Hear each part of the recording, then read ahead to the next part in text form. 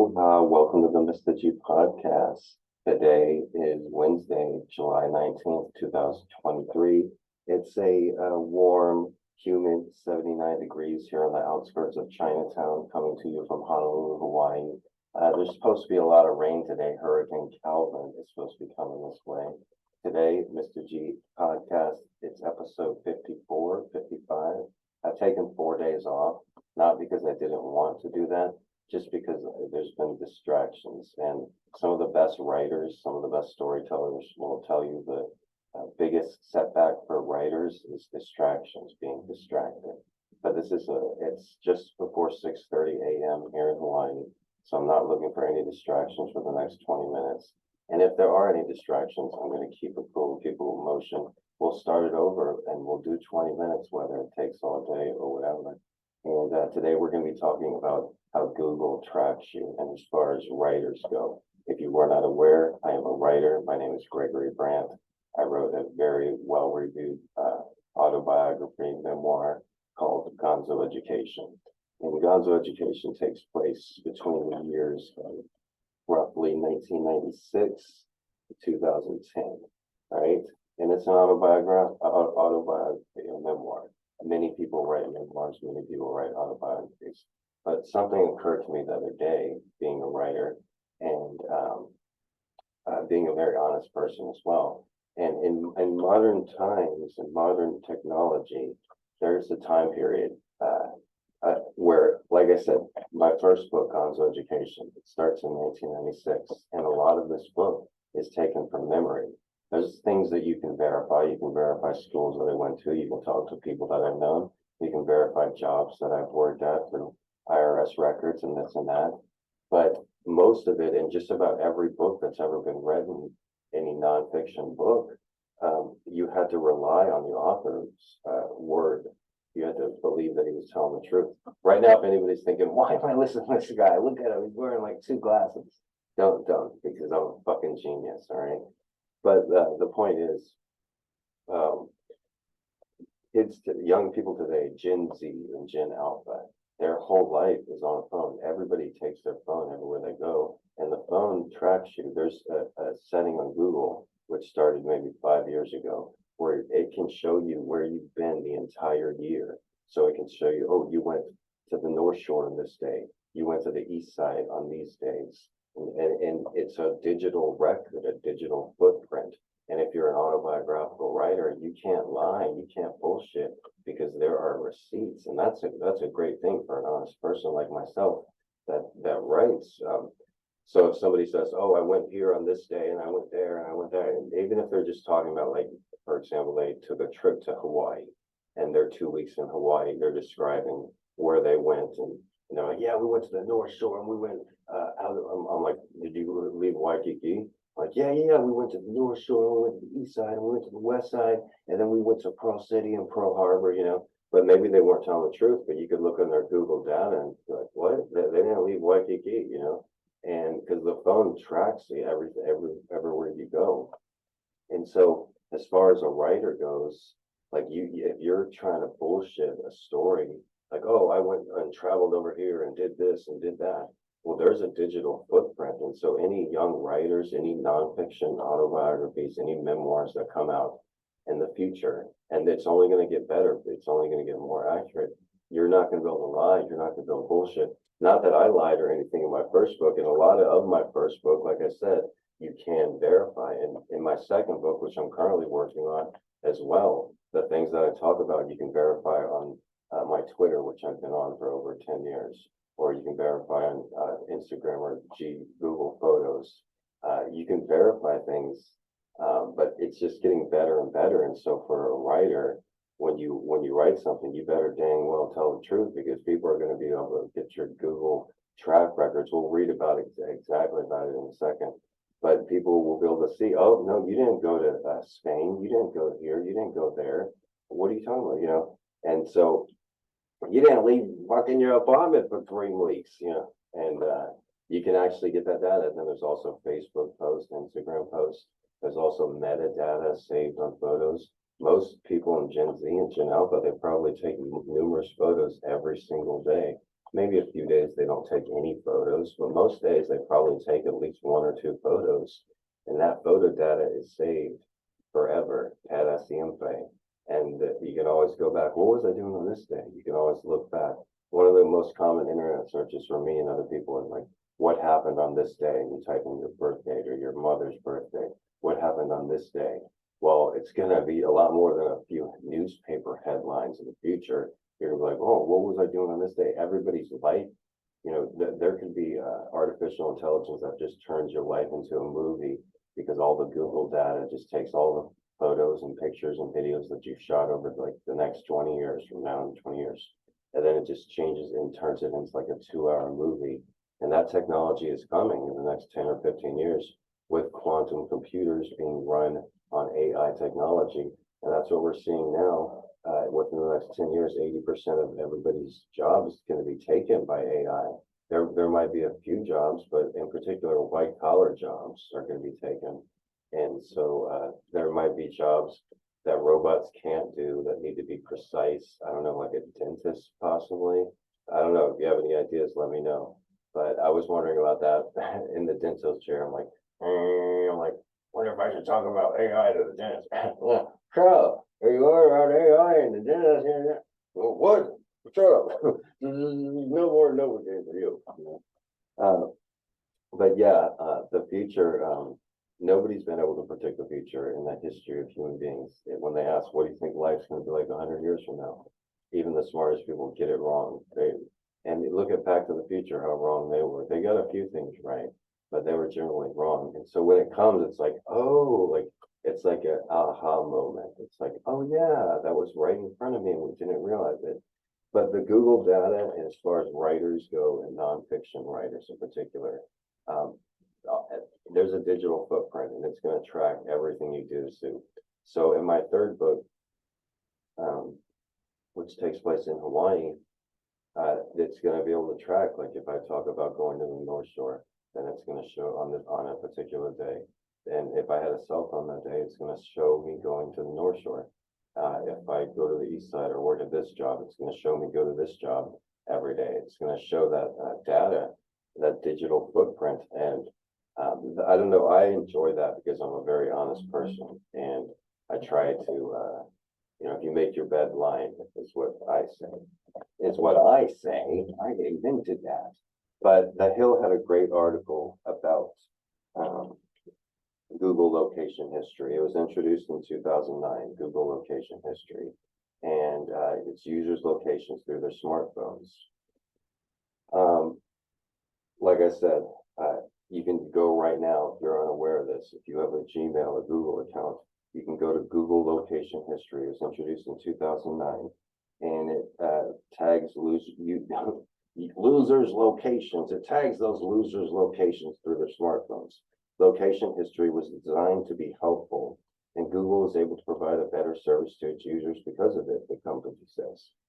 The feature is turned off by default because of the privacy risks associated with collecting geolocation data, but it's extremely easy for users to accidentally turn location history on. So I didn't know that it was on default. I thought it was automatically on, but I must have accidentally turned it on.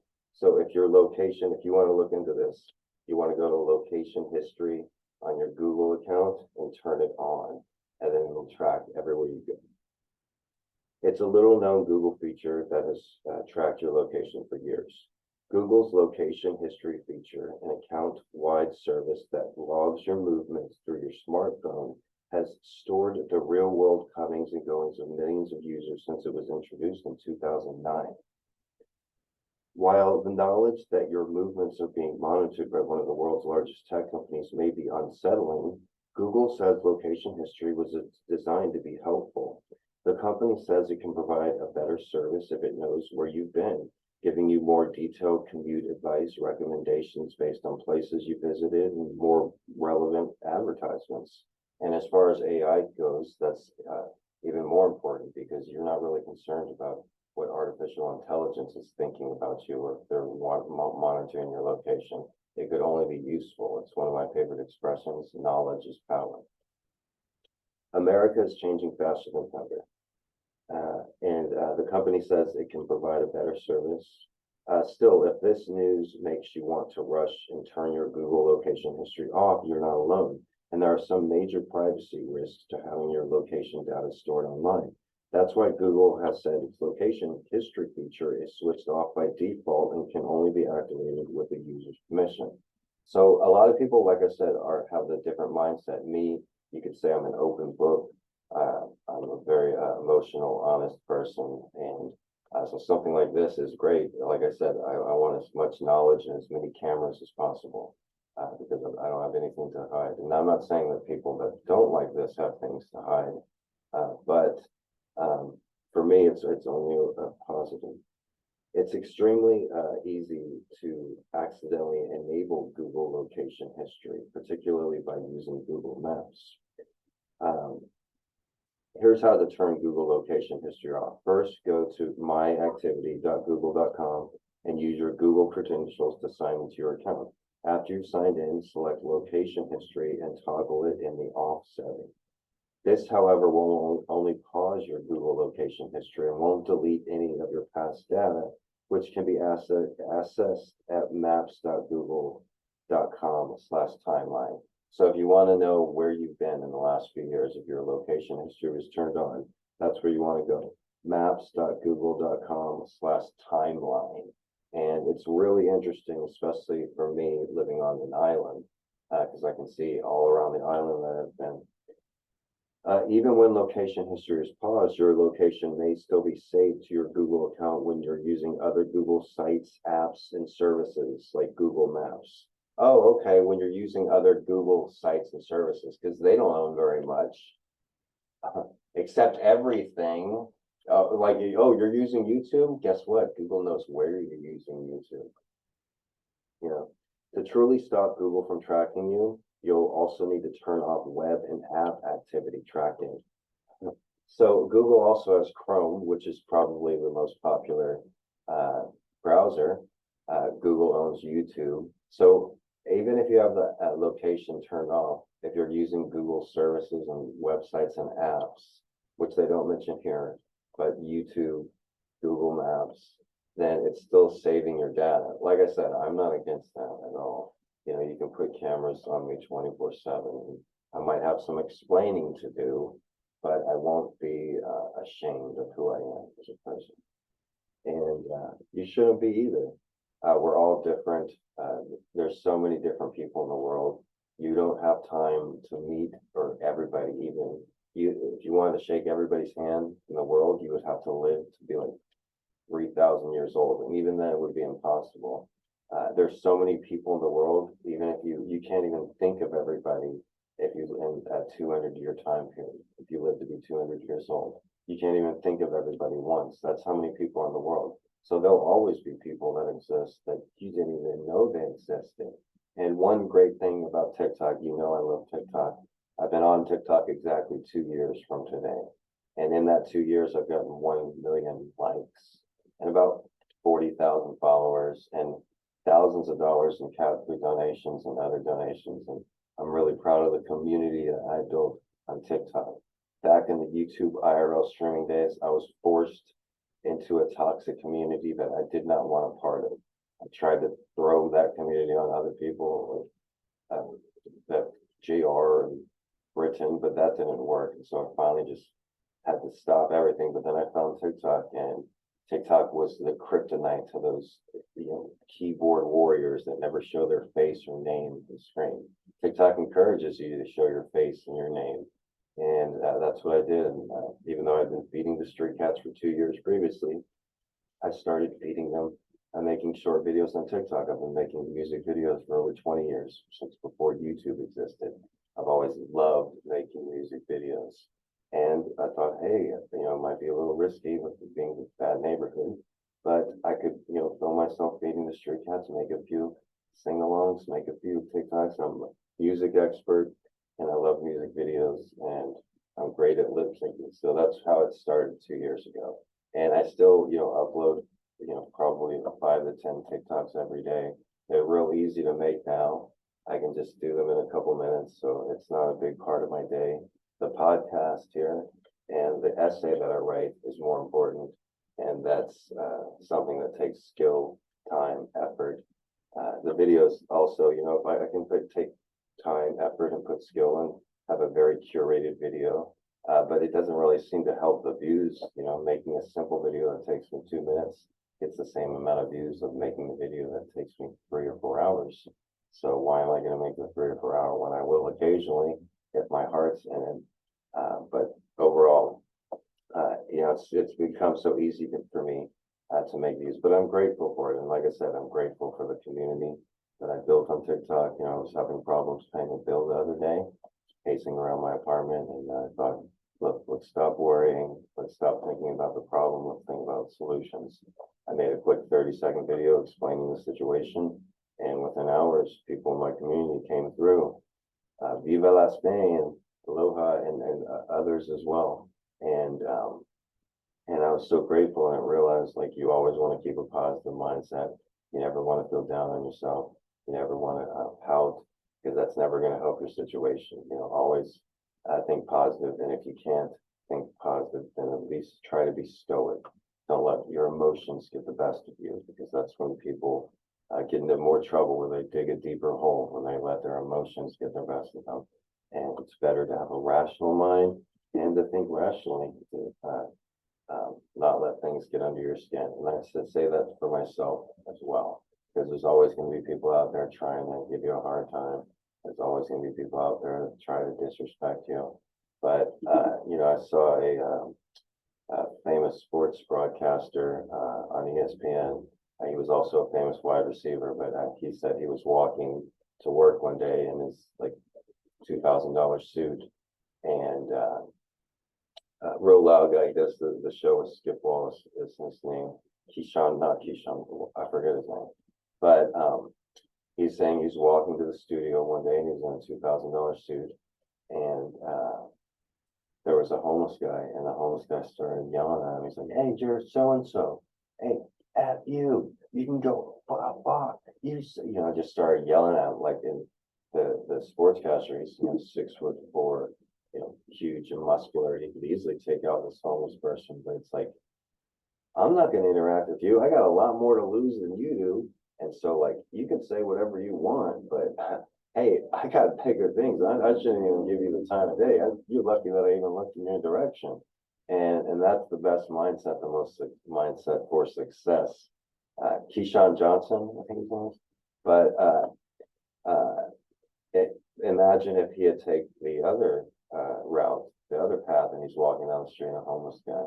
"Hey, fuck you, Keyshawn, you suck, you're this, you're that." "What, me? Do you know who I am? For disrespecting me?" Like, get into a big thing, then it's a huge newspaper article and all this stuff and lawsuit and this and that.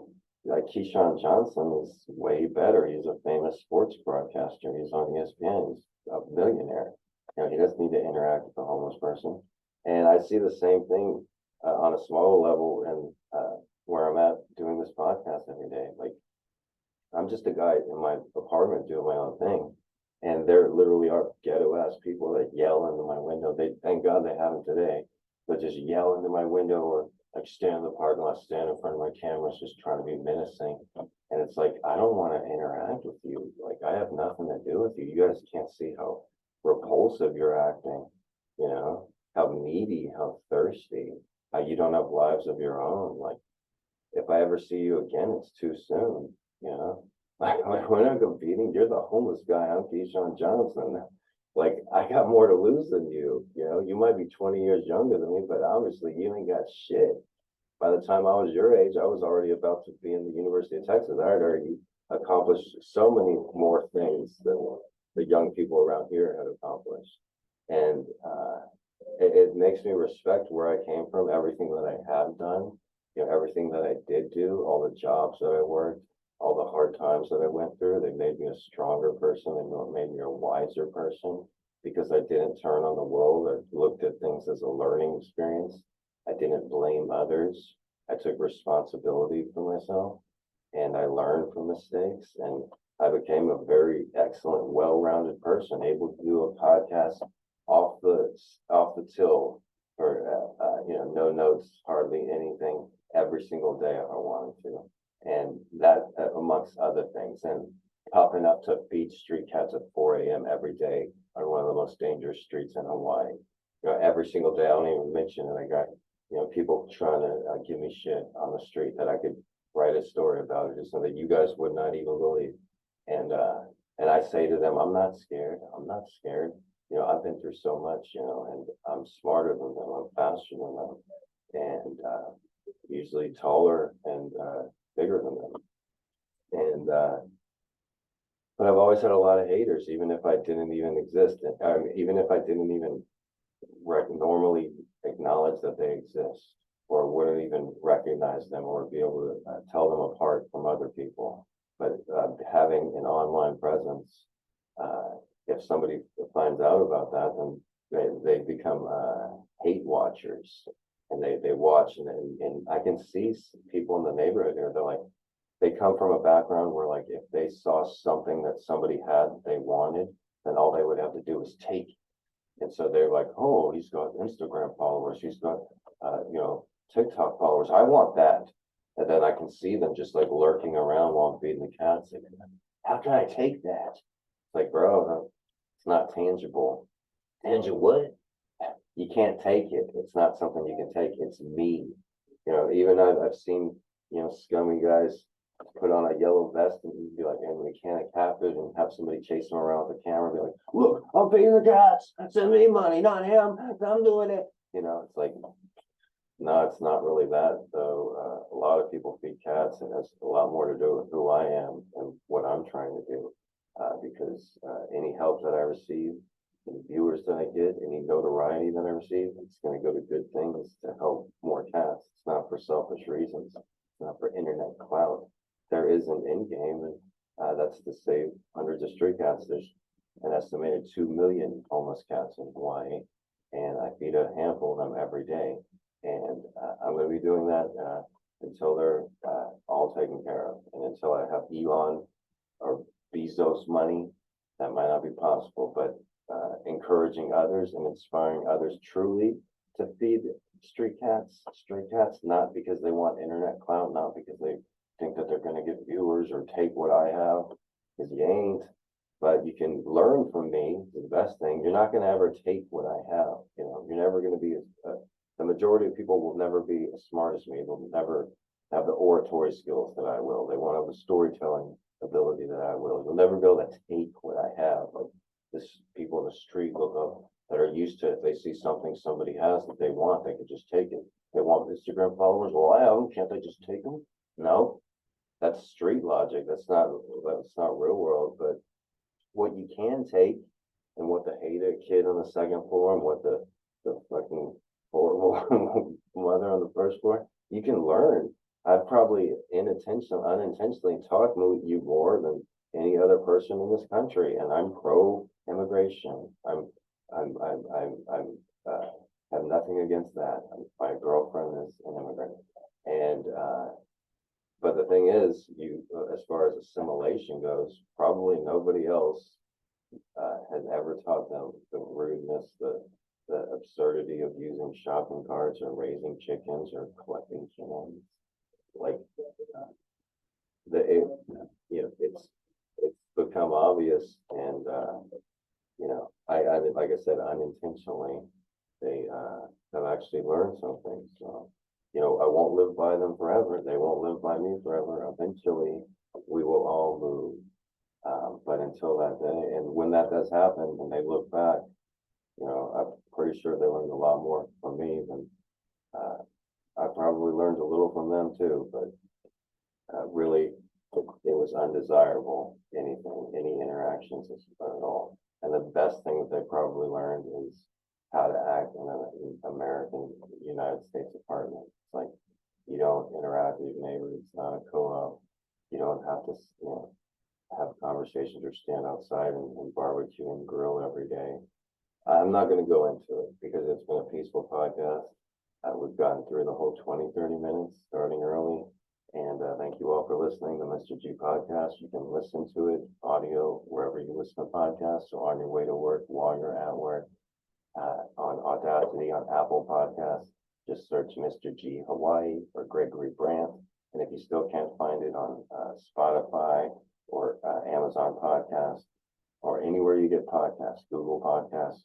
If you still can't find it, then full episodes are uploaded in their entirety on Twitter and YouTube, twitter.com/Gregory Brandt and youtube.com/Mr. G Hawaii. From me and my street cats, mahalo and aloha.